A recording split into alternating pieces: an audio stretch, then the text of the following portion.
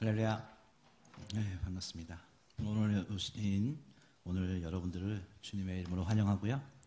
이제 명절이 이제 끝자락이라서 명절 동안 참 많은 이렇게 일들이 있었을 텐데, 뭐 친지들도 만나고 가족들도 만나고 그랬을 것 같은데, 이제 저 역시도 이렇게 이제 코로나 때문에 이제 뭐 어딜 다니지는 못하고 이제 처갓집에 이렇게 갔는데, 최근에 제가 건강이 좀 안 좋아졌다 이제 그랬더니 이제 채소 위주로 이제 식단을 좀 먹어야 된다 그랬더니 장모님이 이제 밥을 준비를 하셨는데 다 이렇게 풀로 이렇게 네. 그래서 누군가에게 관심을 갖고 사랑한다라는 게 이런 거구나라는 생각이 들었어요. 그래서 제가 엄청 열심히 잘 먹었거든요. 그래서 그러니까 막 더 주시더라고요. 막 싸주시고 갖고 가서 먹으라고 이렇게 그러시면서 하는 걸 보면서 누군가에게 관심을 갖는 게 바로 이런 거구나. 그 사람이 이렇게 먹어야 될 것들을 챙겨주고 이렇게 계속 이렇게 도와주면서 그 사람이 좀 더 건강해졌으면 혹은 무언가 좀 잘 됐으면 하는 바라는 마음이 있지 않겠어요?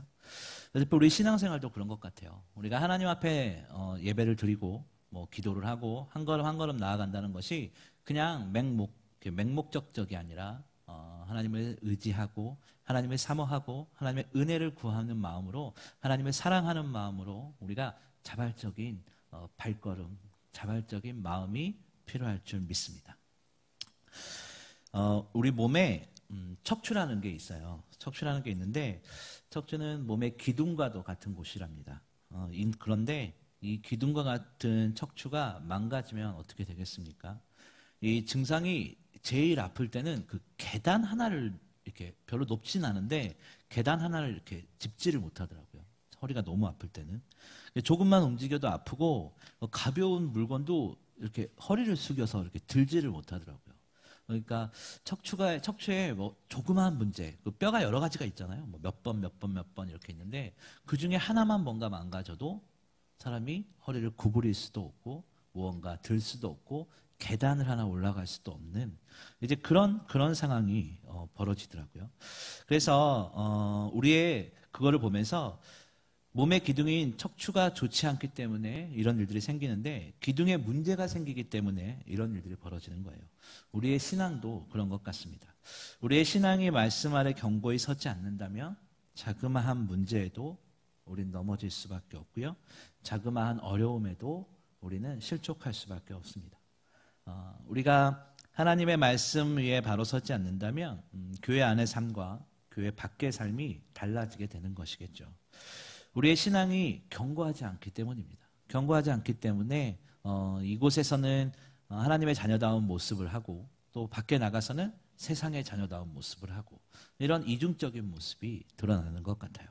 그리고 나의 신앙을 가지고 남들을 판단하고 정죄하는 일들도 많이 일어나는 것이죠. 예수님은 분명히 서로 사랑하라, 서로 존중하라 이렇게 말씀을 하시지만 황금률이라고 불리우는 마태복음 7장에 보면 황금률이 섬김을 받고자 원한다면 먼저 섬기라, 이것이 율법이고 선지자니라 라고 말씀하셨는데 어찌된 일인지 우리는 우리의 연약함들을 바라볼 땐 전혀 섬김을 받기를 원하지만 하지는 않는 우리의 모습들이 있는 것도 사실입니다. 결국 이것은 우리의 신앙이 견고하지 않기 때문이겠죠.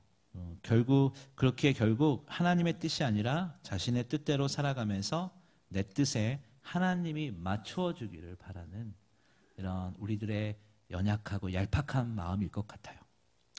여러분, 우리의 신앙생활을 한번 돌이켜보기를 원합니다. 우리의 신앙생활이 어떻습니까?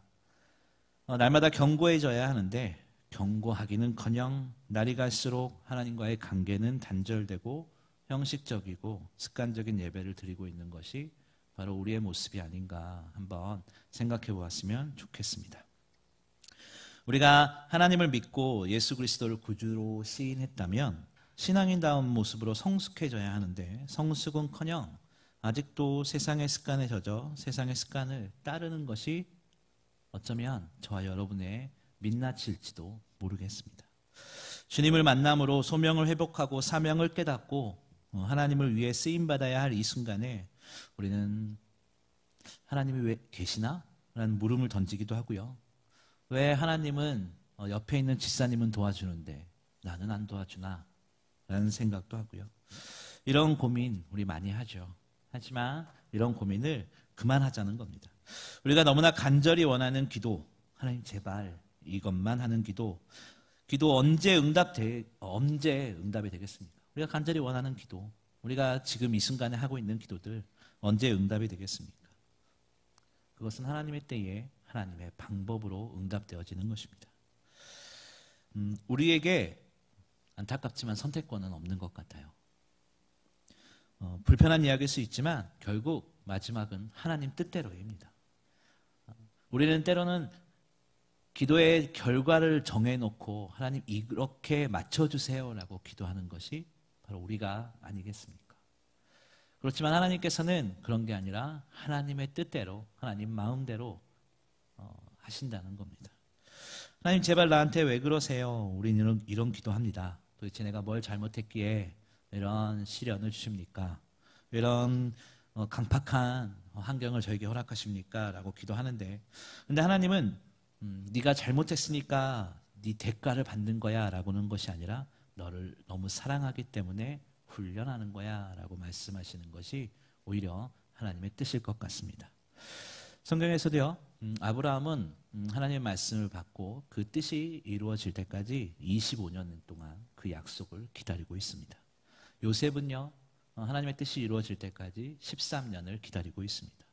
모세는 40살에 광야로 나와서 40년을 광야에서 하나님의 때가 올 때까지 기다렸습니다. 모세가 한 20년쯤 됐다가 이건 아닌 것 같아, 이건 아닌 것 같아 하고 뛰쳐나왔다며 그 결과가 어땠을까요? 특별히 모세는 40살에 광야로 나와서 80세에 부르심을 받을 때까지 광야에서 홀로 40년 기간 동안 성경에 특별한 기록이 있지는 않습니다. 아마 하나님이 침묵하신 것 같아요. 하나님이 그 40년 동안 침묵하셨다고 해서 하나님이 모세를 버린 것이겠습니까? 그렇지는 않습니다. 하나님께서 침묵하시는 그 40년 동안 모세를 통해 하나님의 역사하실 일들과 애굽과 그런 주변 정세들을 정리하시고 준비하셨다는 겁니다. 여러분, 지금 하나님의 은혜를 너무 갈구하는데 하나님께서 우리의 삶을 침묵하고 계십니까? 우리는 여기서 절대로 실망하거나 낙심할 필요가 없습니다. 우리의 선하신 하나님께서는 결국 세상이 비웃고 세상이 손가락질할지라도 그런 것들을 비웃으며 하나님께서는 하나님 보시기에 좋은 것들로 준비하고 있다는 것을 우리는 기억하시기를 바랍니다. 오늘 본문의 배경은요, 오늘 골로새서는 이 옥중서신이라고 불리웁니다. 바울이 감옥에 있을 때 쓴 편지이기 때문이죠. 골로새 교회에 문제가 있어서 바울이 보낸 편지가 골로새서입니다. 사실 바울은 골로새 지역의 성도들을 본 적은 없어요. 오늘 골로새서를 기록하면서 편지를 쓰신 서신이지만 실제로 골로새 성도들을, 골로새 교인들을 본 적은 없는 것이 바울입니다. 그런데 오히려 이 골로새 지역은 바울의 제자이자 동역자인 에바브라이에서 세워진 교회가 이 골로새 교회입니다. 그런데 바울이 이렇게 편지를 통해서 한 번도 보지 않는 성도들에게 아주 강력하게 문제 제기를 하고 있는 것은 다른 것이 아니었습니다. 전체적으로 흐르는 것을 보면 가짜 복음 때문이었어요. 가짜 복음. 사도 바울은 그래서 가짜 복음에 속지 말아라 라고 하면서 이것이 진짜 복음이야 라고 설명하는 것이 바로 이 골로새서입니다. 이 진짜 복음이야 라는 것이 무엇인가 라고 하면 하나로 한 가지를 얘기하자면 예수 그리스도입니다. 자, 주님만이 진짜야, 다른 것에 현혹되지 마라고 말을 하는 것이 바로 골로새서이죠. 그래서 왜냐하면 진짜를 알아야 가짜를 식별할 수 있는 것이죠. 얼마 전에 지인에게 그 짝퉁 가방을 선물을 받았어요. 짝퉁 가방을 선물을 받았는데 저는 이제 저는 딱 받고서 마크를 보고 이게 진짜야? 라고 이렇게 생각을 할 정도였어요. 근데 그분이 가짜라고 그러더라고요. 그래서 이제 메이커를 잘 모르는 제가 이거를 보면 뭐가 진짜고 뭐가 가짜인지 알 수 없잖아요. 그런데 진짜와 가짜를 구분해낼 줄 아는 사람들은 딱 보면 아 이게 진짜야, 이게 가짜야 라고 알잖아요. 특히 여자분들 뭐 백이나 가방 이런 건 정말 한눈에 그냥 보면 아시잖아요. 이렇듯 이게 기준이 되는 게 뭐냐면 진짜죠, 진짜. 진짜를 알아야 가짜를 구별해낼 수 있는 거예요. 예수 그리스도를 알아야 우리에게 도전하는 악한 사단의 세력을 구분해낼 수 있는 겁니다. 그래서 이 책에는 바로 예수 그리스도에 대해서 아주 내용들이 넘쳐납니다. 즉 이게 신학적인 기독론이라고 얘기를 하는데 기독론의 중심이 아마 골로새서일 것 같아요. 바로 이 골로새서를 통해서 예수 그리스도를 정말 증명하고 변증하고 이렇게 속지 말아라 라고 하면서 계속해서 이야기하는 것이 바로 이 골로새서입니다. 믿어야 할 대상을 확실히 해야 흔들리지 않는 신앙인이 될 수 있는 거잖아요. 그래서 예수 그리스도를 확실히 믿어야 절대 어떠한 상황 가운데서도 우리가 절대 흔들리지 않습니다 라고 말하는 것입니다. 사도 바울은요 그렇게 예수 그리스도의 복음을 일깨워주기 위해서 기록한 것이 바로 이 골로새서죠. 바로 오늘 본문에서도 그래요. 그것을 알려주고 있는 것입니다. 오늘 본문에서 바울은 골로새 교회 사람들에게 6절 하반부를 보면 그 안에서 행하되 말을 하고 있어요. 그 안에서. 바울은 성도들에게 예수 그리스도 안에서 행해라 라고 말을 합니다. 행하다 이런 말은 문자적으로 원어에서 보면 걷다라는 뜻이에요. 그러니까 매일매일 한 걸음 한 걸음씩 예수 그리스도의 주인 되심을 왕 되심을 인정하면서 우리의 삶을 살아내라 라는 것을 주문하고 있는 거예요. 우리가 한 걸음 한 걸음 우리의 순간순간 매 시간 매 초마다 주와 함께 걷고 있음을 주님을 왕으로 내 마음의 왕으로 모시고 한 걸음 한 걸음 순간순간을 살아내야 된다라는 것을 계속 6절에서 말을 하고 있는 겁니다. 인생은 여행 같다라는 말을 자주 하죠. 여행 같다고 말을 해요. 그 삶은요 단번에 여행 생각해 보세요. 출발을 했는데 야 빠는 순간에 단번에 목적지까지 갈 수는 없어요. 단번에 목적지까지 가는 것을 기대하는 것은 무리입니다. 여행이라는 것은요 그 목적지에 도착하는 것도 중요하지만 그 목적지까지 가는 과정도 중요해요.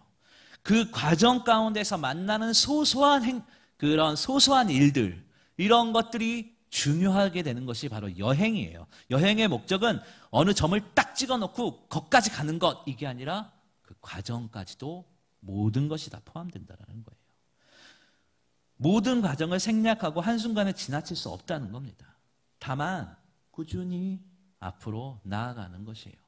꾸준히 목적지를 향하여 나아가는 것이 여행이에요. 우리의 삶이 이런 거예요. 주와 함께 한 걸음 한 걸음 나아가면서 하루하루 주와 함께 살면서 하루하루 주님의 말씀을 기억하면서 하늘의 소망 주신 우리에게 하늘의 천국 복음을 우리에게 주신 우리 주님을 기억하면서 그 주님을 재림할 때까지 오실 때까지 혹은 우리가 만날 때까지 한 걸음 한 걸음 하루하루 그 말씀을 기억하며 내 삶의 주인으로 모시고 살아가는 겁니다. 이스라엘 백성들이요. 출애굽기를 보면 광야에서 할 수 있는 거라곤 딱 하나였습니다. 불기둥과 구름기둥을 따라 묵묵히 가는 것뿐이었어요. 구름이 움직이면 짐 싸서 가고 멈추면 서 있고. 우리의 삶도 그렇습니다. 하나님이 원하시는 대로 그 길을 따라가면 되는 것이죠. 창세기 1장에 보면요. 하나님께서 천지를 창조하십니다. 천지를 창조하시고 하나님이 그 지으신 것을 보시더니 뭐라고 하세요? 보시기에 심히 좋았더라. 이렇게 말씀을 하세요.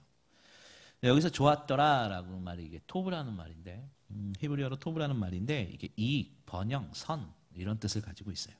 하나님께서 만드신 피조물들이 번성하시고 번영하고 선을 이루고 이익을 갖기를 원하신다라는 것이에요. 그리고 하나님께서는 하나님께서 지으신 그 모든 것이 보기에 좋다는 것은 그들이 번성하고 번영하며 하나님의 뜻에 맞추어 살기를 원하신다라는 것입니다. 그 기준에 맞추어 살기를 원하신다는 거예요. 그러니까 우리에게 당장 응답이 없더라도 우리가 예배의 끈, 기도의 끈 이걸 놓으면 안 된다는 겁니다. 왜냐하면 하나님께서는 우리가 하나님의 뜻대로 살기를 원하시고 더욱더 번성하기를 원하시고 하나님의 말씀이 삶 가운데 충만하기를 원하신다라는 것입니다.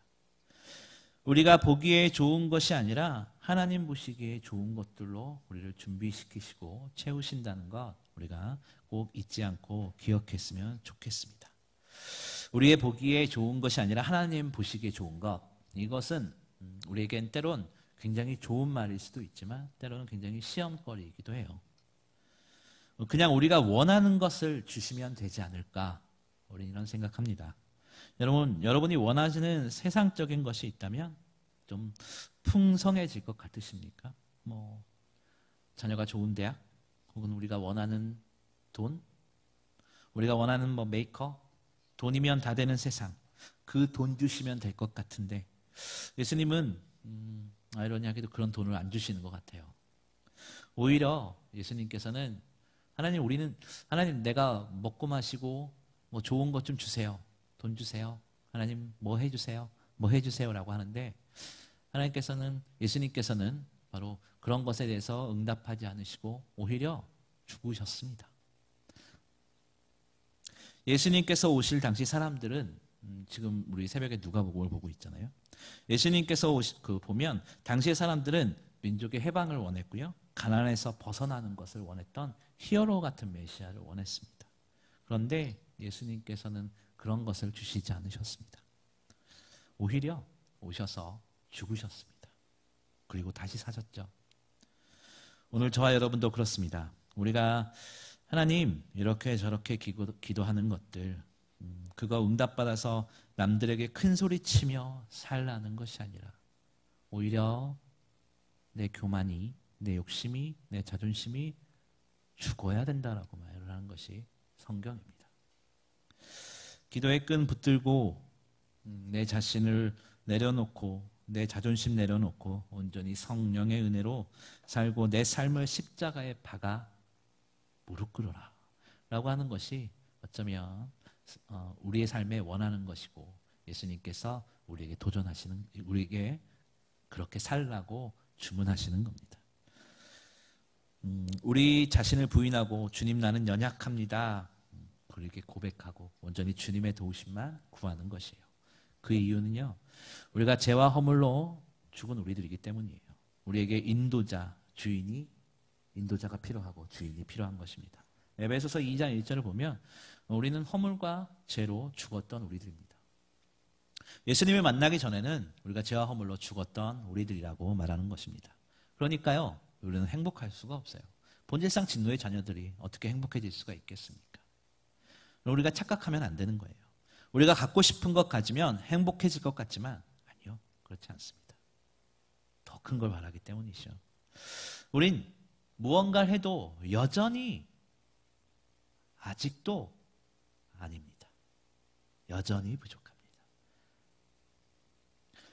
우리를 만족시킬 유일한 분은 바로 예수 그리스도밖에 없다는 것이죠. 우리가 행복해질 수 있는 길 무엇이겠어요? 우리가 만족하며 살 수 있는 길 바로 그 안에 거하는 것. 오늘 6절에서도 얘기하잖아요. 그 안에 거하는 것, 그와 걷는 것, 이걸 얘기하잖아요. 십자가에서 죽으신 그분만이 우리에게 생명을 허락해 주실 수 있는 겁니다. 십자가에서 죽으신 그분만이 우리에게 소망을 주실 수 있는 겁니다. 우리의 생각과 우리의 기대처럼 꼭 그렇게 응답되어지는 않습니다.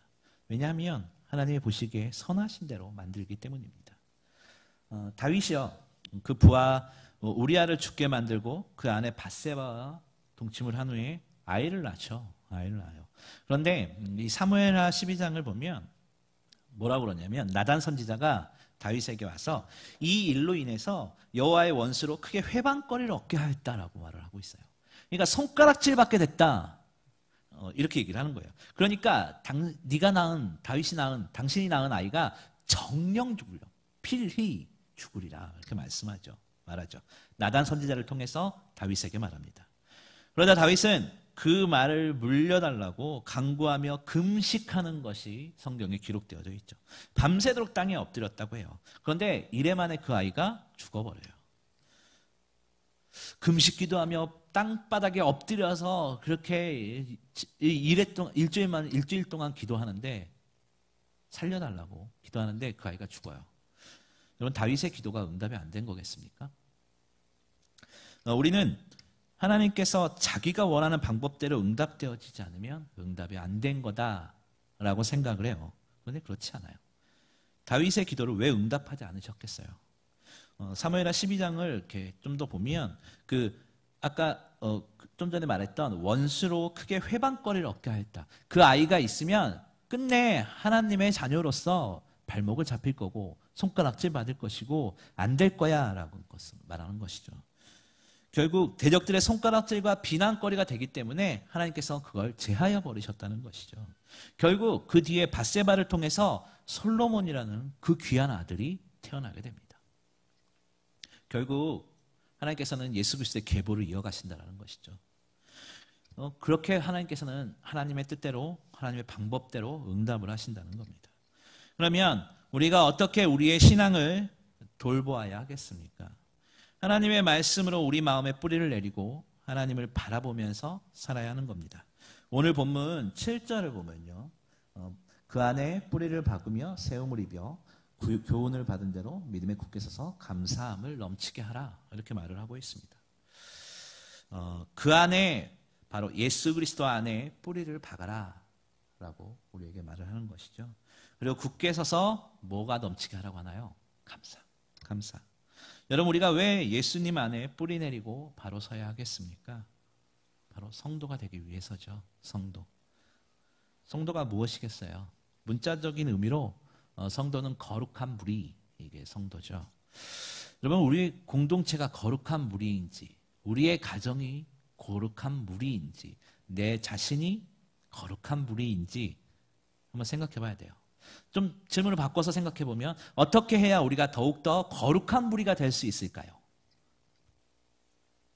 주님만 의지하면, 그리고 오늘 보면 6절의 끝부분 말처럼 그 안에 행하는 것, 날마다 주님 붙들고 세상에서 우리의 자리에서 주님의 통로 역할을 하면서 사는 것, 이것이죠. 7절의 질문을 6절로 거슬러 올라가 보면 이런 것이죠. 우리가 어떻게 거룩한 무리로 성도로 살 수 있을 것인가? 그 안에 행해야 된다는 것이죠. 그 안에 거해야 된다는 것이죠. 그래야 7절 끝부분의 말처럼 감사가 넘칠 수 있다는 것이죠. 감사가 넘치고 싶으십니까? 그러면 그 안에 행해야 된다는 것이죠. 행하다 뭐라고 그랬어요? 걷다라고 그랬잖아요. 주와 함께 하루하루 걷는 것, 주님의 말씀을 기억하며 순간순간을 살아내는 것, 주님의 말씀을 기억하며 내 자신을 죽여가는 것, 주님의 말씀을 기억하며 한눈 팔지 않고 주님만을 바라보는 것, 바로 이것 아니겠습니까? 여러분 아무리 울창한 나무라도, 아무리 보기 좋은 나무라도 뿌리가 약하면 어떻게 되나요? 마르게 되어 있습니다. 아무리 큰 나무도 뿌리가 약하면 바람에 넘어간다는 것이죠. 여러분 지금 우리의 모습이 주님 없이 될 것 같아도 세상에 바람이 불면 우리는 넘어집니다. 아이러니하죠. 아무리 내가 잘 나가도, 내일이 어떠한 아무리 내가 잘 나가도 세월이 지나면 그 힘은 떨어지게 되어 있습니다. 그렇기에 우리는 주님을 붙들어야 합니다. 어떻게요?